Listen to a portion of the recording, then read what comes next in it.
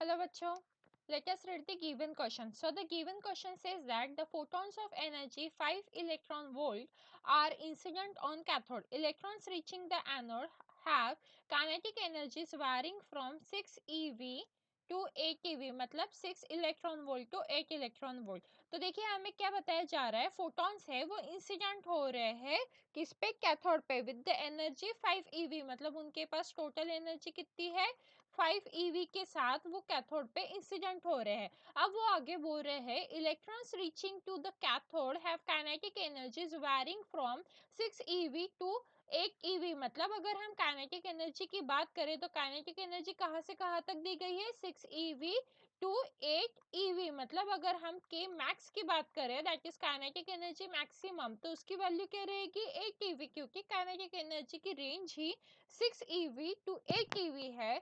तो kinetic energy maximum 6 बड़ा है या 8 बड़ा है, ऑब्वियसली 8 टीवी बड़ा है, इसीलिए काइनेटिक एनर्जी मैक्सिमम की वैल्यू क्या रहेगी 8 ईवी रहेगी. ठीक है, तो अब देखते हैं हमें क्या, सबसे पहले अगर आप ऑप्शंस देखोगे तो आपको ए और बी वर्क फंक्शन के टर्म्स में दिया है एंड देन सी और D saturation current and current के टर्म्स में दिया है. ठीक है, तो हम क्या करेंगे, सबसे पहले वर्क फंक्शन पता करेंगे. अब हमें इक्वेशन पता है काइनेटिक एनर्जी की क्या होती है, total energy minus work function होता है. ठीक है, तो हम वैल्यूज को सब्स्टिट्यूट कर देते हैं. यहाँ पे ई कितना दिया है 5 माइनस 5, और ये किसके टर्म्स में है, हमारी ईवी के टर्म्स में है. बट देखो यहाँ पे एक और चीज नोटिस कीजिए, यहाँ पे 5 वोल्ट जो है वो एक्सटर्नल बैटरी सप्लाई कर रही है. तो अगर हम काइनेटिक एनर्जी मैक्सिमम डैश की बात करें, ठीक है, तो क्या हो जाएगा, ये हमारा जो 5 माइनस 5 है वो, एंड प्लस ये भी तो एनर्जी आएगी, तो इसीलिए क्या हो जाएगा +5. ठीक है, और यहाँ की मैक्सिमम वैल्यू कितनी हो सकती है 8 टीवी हो सकती है. तो हम ये जो पूरी टर्म है इसको किसके साथ इक्वेट कर सकते हैं, या के मैक्स डैश को हम किससे रिप्लेस कर सकते हैं 8 टीवी से.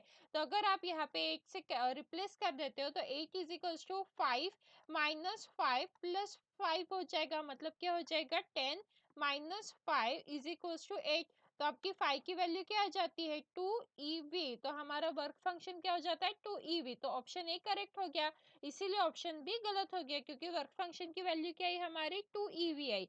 तो ये 3 eV क्या है, गलत है. अब बात करते हैं करंट और सैचुरेशन वैल्यू की. तो देखो यहाँ पे जो आई है वो लेस देन सैचुरेशन करंट रहेगा. क्यों ऐसा, क्योंकि जो स्लोएस्ट रीचिंग इलेक्ट्रॉन है उसकी भी वैल्यू कितनी है 5 eV है. ठीक है, जो स्लोएस्ट रीचिंग इलेक्ट्रॉन है उसकी भी वैल्यू 5 eV है.